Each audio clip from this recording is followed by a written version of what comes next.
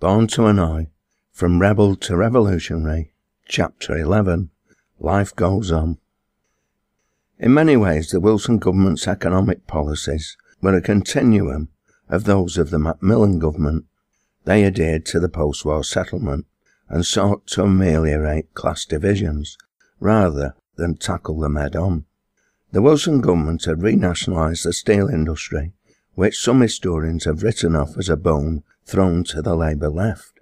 This, however, I believe, was far from being the case, for it fitted in with Wilson's ideas on the need for a technological revolution, and was welcomed by many manufacturers, for whom steel was their most basic raw material. They needed steel of the highest quality, at the cheapest possible price. Private enterprise had proved itself incapable of raising the large amounts of capital required to modernise the industry, and the consumers of steel were quite happy for the state to provide that capital.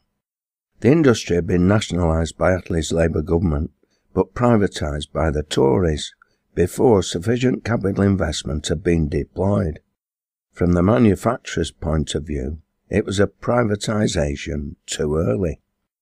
Manufacturing capitalists have never been opposed to nationalisation or other forms of public ownership, providing it is of benefit to their overall needs.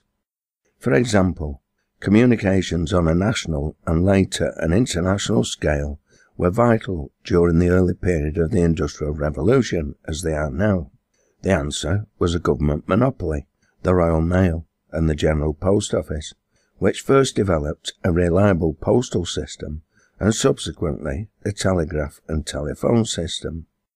The manufacturing capitalist criteria at the end of the day is based on the philosophy buy cheap and sell dear, and anything that is a cost, whether it be raw materials, energy, highways or labour, falls into the former category.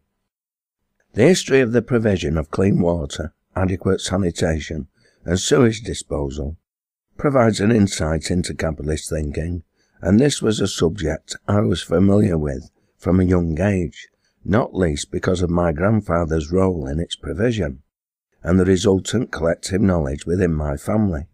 Water is not only fundamental to human life and well-being, but is a basic raw material for many industries, particularly the textile industry, which provided the initial impetus for Manchester's and Britain's industrial development. By 1811, the growth of the factory system had resulted in Manchester being transformed from a village of a few thousand souls in the 1750s to a town with a population of 89,000. Its twin town of Salford on the other side of the River Irwell had a population of some 12,000. By 1851, Manchester's population had grown to over 300,000 and Salford's to about 130,000. Thus, almost 500,000 people were tightly packed into overcrowded slums in a tiny area, which not many decades before had been little more than a collection of rural villages and hamlets. The principal sources of water were the rivers, namely the Irwell, the Irk and the Medlock. Naturally, because mills need water in quantity, the oldest manufactories and workers' hovels crowded the riverbanks. Industrial effluent, bleaches and dyes, animal and human excrement polluted the waters. As if this wasn't sufficient, a cholera cemetery stood on one bank of the Irk, and a pauper's graveyard just downstream occupied ground next to the Irwell. Thus the rivers were open sewers. However, they were also the principal sources of drinking water. Consequently, Manchester's working people were visited by plagues of biblical proportions in the form of typhus fever and cholera over many decades. By then, the technology existed for bringing clean water to the towns. Canals had been developed as a means of transport from the second half of the 18th century, and the ability to build reservoirs and water pipes was well advanced. There was no reason why canals and reservoirs dedicated to water supply could not be built. Private companies could have cashed in by piping clean water into the towns from their rural outskirts. The big question is, why didn't they? The answer is short-term profit, or rather, the lack of it. The Tory MP for Hereford, Jesse Norman, one of the movers and shakers behind the Tory concept known to one and all as the Big Society, in his book of that name, published in 2009, points to the fact that the Britain of those days had the highest per capita income in Europe. Unfortunately, he omitted to say that the bulk of the population lived in abject poverty. Although, to be fair to him, he has since informed me it was remiss of him to fail to refer to the conditions in which the majority of people existed. The simple facts are that Manchester and the surrounding textile towns were the principal generators of the nation's wealth that was being accumulated on a scale and at a pace hitherto unknown in human history. As Disraeli put it in his novel Coningsby, what art was to the ancient world, science is to the modern. Rightly understood, Manchester is as great a human exploit as Athens. There was no shortage of profit available to a capitalist in those days, and there was no shortage of capital. There was no shortage of labour either, and life was cheap. Whilst there was profit to be made from water provision, it was not available in the short term. Building reservoirs took time, and time's money. Moreover, the construction of such projects was capital intensive, and the profits were both low and only available in the long term. Why should a capitalist invest money in such schemes when they could invest in a mill or a factory and expect to double their capital in 3 short years? The answer, of course, was there was no reason why they should, and so they didn't. The fact that thousands died and the health of many more was adversely affected was of little concern to them. As long as typhus and cholera didn't visit their rural retreats, all was well with the world of the capitalist entrepreneur. As Disraeli had pointed out, the worlds of the manufacturers and their workers might as well have been on different planets. Thus, water provision in our great towns and cities was non-existent until the growth of local government, following an Act of Parliament in 1835, and subsequently the passing of the Local Government Manufacturing Districts Act of 1864. The former Act allowed towns such as Manchester to apply for the status of municipal boroughs. The latter enabled local authorities to raise funds for capital-intensive projects. This is why the provision of water and sanitation was the product of municipal enterprise and not that of private enterprise, just as the earliest public transport in the form of buses and trams, as well as electricity provision, resulted from municipal works. It was also the reason why Manchester was the first municipality in the kingdom to pipe water from well outside its boundaries. Capitalists were quite willing to provide the equipment for, and even construct, such undertakings, providing the ratepayers financed them and shouldered all the risks. Without municipal enterprise, Manchester wouldn't have benefited from the Manchester Ship Canal, because, although this was begun by Manchester manufacturers, they ran out of finance, and Manchester Corporation had to rescue them and finish the project. Without the canal, Trafford Park wouldn't have grown into the world's largest industrial estate, and both Manchester and Salford would never have become the important cities they are today.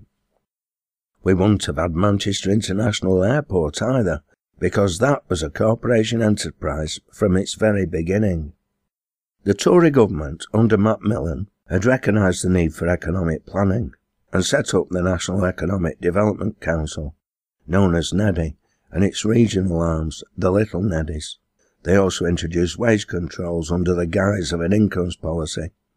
Unfortunately, that policy only sought to control wages and salaries, not the incomes of the rich, whether they came from shareholdings, profits generally, or land and other rents. I, like many others of my generation, have been inspired by Wilson's speech on technological change, and his promise there will be no place for restrictive practices or for outdated measures on either side of industry. To me, one of the most outdated practices was the employer's refusal to involve workers in the decision-making process, and their insistence on their right to manage. I knew this was not the way West German industry operated, and neither did Japanese industry, although they were by no means perfect in this regard. Nonetheless, it seemed to me that one of the main sources of British industrial backwardness lay in the fact that the owners of industry were cutting themselves off from the single greatest reservoir of knowledge on how industrial practice could be improved and how new technology could be developed, namely those at the cutting edge of production, their own labour forces. Instead of creating conditions whereby this knowledge could be tapped, they not only ignored it, but adopted attitudes and measures which, whatever their intent, could have been specifically designed to cause confrontation with increasingly frustrated workers. Moreover, Wilson's policy of resorting to wage controls on the one hand and encouraging company mergers on the other, which far from promoting the introduction of new technology, promoted large-scale asset stripping, exacerbated the problem. To make matters worse, where new technology was introduced, it was usually at the expense of workers' jobs. In such circumstances in West Germany, and even Japan, companies had a commitment to retrain workers for new jobs. Indeed, Germany had a policy of further education that was ongoing throughout a worker's lifetime. In Britain, workers were put on their scrap heap and then berated for being unemployed and often unemployable. It was no surprise, therefore, that one of the first problems to confront the Labour government was a strike. A strike, moreover, conducted by a union whose first president had been a Liberal MP, namely Havelock Wilson, and which had a record up to and including the Second World War of class collaboration. It had refused to take part in the 1926 general strike, and had supported the employers' wage-cutting exercises on more than one occasion. It was the National Union of Seamen. By 1966, however, the seamen were no longer in the mood for compromise. Most industrial workers were on a 42-hour week. My working hours were 38.5 per week, and I didn't have to encounter rough seas and dangerous working conditions. The seamen were on a minimum 56-hour week. They sought a reduction to 40 hours, and a modest increase in their equally outdated wage rates. The ship owners called their bluff and refused to negotiate, no doubt wishing to embarrass the government. Unfortunately for them, the seamen, many of whom had defied Hitler's submarine sorties against the merchant convoys during the war, proved to be well organised and well supported. Within a matter of days, Britain's seaborne trade came to a juddering halt. Wilson, instead of backing the seamen's rather modest demands and urging the employers to bring themselves into the 20th century, accused the union of being led by politically motivated men, by which he meant communists. I don't know if there were communists to any significant degree in the seamen's leadership, but if there were, they were to be applauded as far as I was concerned. As my Auntie Dolly had argued all those many years before, if employers had to rely on employees working long hours and could only pay them low wages, they weren't fit to employ anybody. Furthermore, having since been an employer myself, I not only think, but know for certain, she was quite right. The press pointed to the damage to Britain's balance of trade, although the seamen's action stopped imports as well as exports. The good and the great maintained the strike was against the public interest, and flew in the face of public opinion.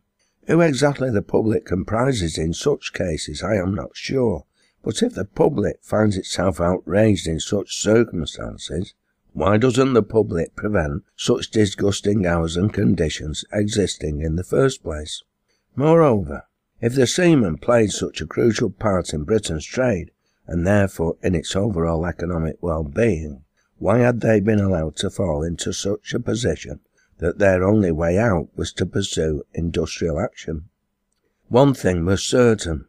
Not a single member of the public, let alone a member of the establishment, came to the ship owners' direct aid by volunteering to go to sea. Scabs and blacklegs seemed to be in remarkably short supply on that particular occasion. Despite all their huffing and puffing, the employers had to come to terms with the seamen in the end, and the strike was settled in 6 short weeks. The tragedy was, it needn't have happened at all. In that same year of 1966, DARTA reached a new wage agreement with the Engineering Employers Federation. I cannot be sure now what the agreed minimum rate was for a 21-year-old draftsman, but I think it was £15. For a 30-year-old, it was £22.50. Early in 1967, the union set out to achieve a national minimum wage agreement with the Shipbuilders and Repairers National Association. In order to start the ball rolling, they had first submitted a claim with the highly profitable Swan Hunter Yard on Tyneside. The employers offered a derisory amount, hiding behind the government's prices and incomes policy, and after many fruitless attempts at negotiations, the DARTA members withdrew their labour. The Shipbuilders Association responded with a national lockout.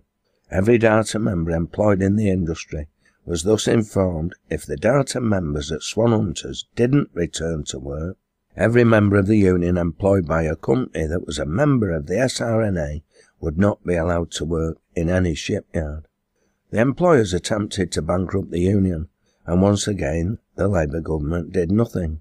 Unfortunately for the employers, DARTA members stood firm, and those working outside shipbuilding rallied round and collected significant amounts of money throughout the dispute to keep their shipbuilding colleagues from starvation. Eventually, the shipbuilding employers' will buckled. In the face of this solidarity, they saw sense and settled. Thus DARTA achieved another national agreement and ended another wasteful and unnecessary dispute with a backward set of employers. This Labour government insistence on remaining neutral in industrial disputes, in sharp contrast to the Tories who without fail stood up for and acted on behalf of big business, was another factor stoking my disgust with the Labour Party. By 1968, I was not only an active member of DARTA, but held elected office as the Manchester North Branch Secretary and as a member of its No. 6 Divisional Council, which covered Manchester and the bulk of Lancashire, excluding Merseyside, as well as being Secretary of the Office Committee at the Vickers Manchester office. I was also a member of the Broad Left within the Union, an unofficial body uniting members of the Labour Party, Communist Party, and others who considered themselves on the left, including some Liberals. That year, when I had resigned from the Labour Party, but not yet joined the Communist Party, I was elected branch delegate to the Union's annual policy-making conference, held in Scarborough in August, during which news came through about the Soviet invasion of Czechoslovakia. The conference, including its delegates who were communists, condemned the invasion unanimously. That same year, Enoch Powell made his Rivers of Blood speech, and this led to a serious argument with my dad for the first time. We were watching the news together when Enoch appeared in all his racist wrath. Much to my surprise, Dad agreed with him about immigration, although Powell's speech was not really about immigration at all. It was about black immigration. I was appalled, not least because I was all too aware by then our family was descended from immigrants. Moreover, I also knew that the Irish in the industrial areas of the 19th and 20th centuries had also been vilified in much the same way Powell was portraying the latest migrants. I was about to let fly with my tongue when I suddenly remembered Bill's visit to my aunt's home in Marple. I curbed my tongue for once and went into quiet mode. "What about Bill?" I asked. "Bill? What's your Uncle Bill got to do with it?" "I don't mean my Uncle Bill. I mean the Bill that carried you through the war. Bill the Jamaican." Dad's face was a picture. Eventually he said, "Bill's different. He's all right." "Yes," I replied, "but maybe the rest of the West Indians who made their home here because they were asked to come and assist post-war reconstruction, those who were recruited to man our bus service in our hospitals and do all the shit jobs that we couldn't get our own people to do, are pretty much the same as Bill. Dad was not sure how to answer this, so I went for the jugular. As for Enoch Powell, he was one of the people who recruited them when he was Tory Minister for Health, wasn't he? He's a bloody hypocrite as well as a racist and opportunist. He's not fit to kiss your feet, Dad, nor your mate Bill's either. Dad never said anything racist again to my knowledge, but he did ask me how I knew about his West Indian mate, and continued to wax lyrical about him. It was the only time he talked about the war to me, a subject he hated, because he'd survived when a lot of his friends didn't. 1968 was also the year I decided to become a journalist, albeit an amateur one. Manchester North branch meetings were not as well attended as I thought they should be, if the branch was to function democratically and efficiently and reflect the views of its members. I decided to launch a branch newsletter, using the battered typewriter and flatbed duplicator with which every data branch secretary was equipped. I named it Branch Voice, and it was made up of 2 foolscap sheets printed on both sides, which I posted out in quantity to all the factories we'd covered. I included short news items applicable to our members and engineering generally, plus short articles designed to provoke and stimulate both branch attendance and discussion.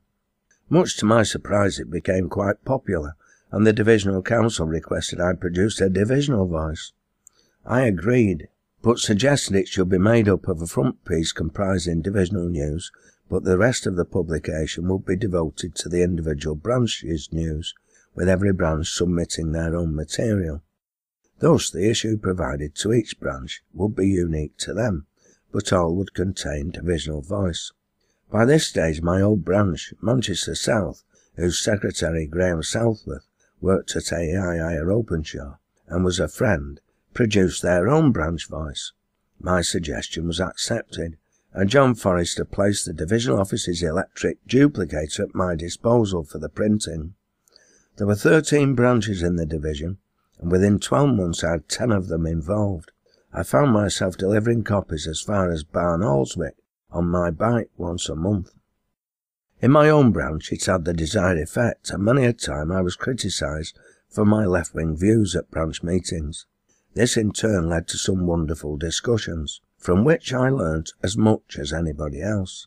When it came to the next round of elections, again much to my surprise, I was supported for election as branch secretary, and as a delegate to the Divisional Council, by some who I had thought of as my foremost critics.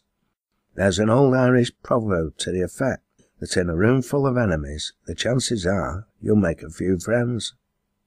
There's another related Irish proverb that those inclined to racism or suffer from the fear of the other might ponder.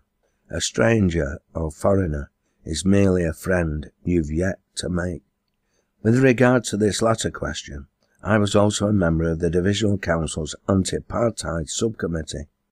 One of those incarcerated by the South African government following the Riviona treason trial was a member and ex-president of DARTA, David Kitson. David was a white South African, a member of the African National Congress, who had served his engineering apprenticeship and worked in Britain before returning home to fight for democracy and a non-racial South Africa. He was sentenced to 20 years in prison. The Union had adopted him as a prisoner of conscience and provided an income for his young wife, Norma, and their children. This was the same trial that sentenced Nelson Mandela to 25 years imprisonment. In 1969, when I was working for Vickers, the South African rugby team was touring Britain. The anti-apartheid movement had decided to hold a protest demonstration, marching from the centre of Manchester to Old Trafford, in solidarity with a similar event in London. I accordingly called a meeting of the DARTA members at Vickers to discuss the issue. We met in the underground car park of Key House, which was situated next to the Palace Theatre. A large red Rolls-Royce was parked in the central of space, and we were forced to hold our discussion around it. We'd agreed to take a collection for the anti-apartheid movement and to provide protection for any member who wished to take time off work to participate in the demonstration. We had almost finished our meeting when the owner of the Rolls Royce turned up. It was the actor Rex Harrison, and he didn't seem pleased with the way we surrounded his vehicle. In the end, 2/3 of us took part in the demonstration against the presence of the all-white South African team, intending to play on our sacred and highly multicultural turf. The march was many thousand strong and had a strong trade union movement presence. Despite some highly provocative tactics adopted by the police, it remained overwhelmingly peaceful.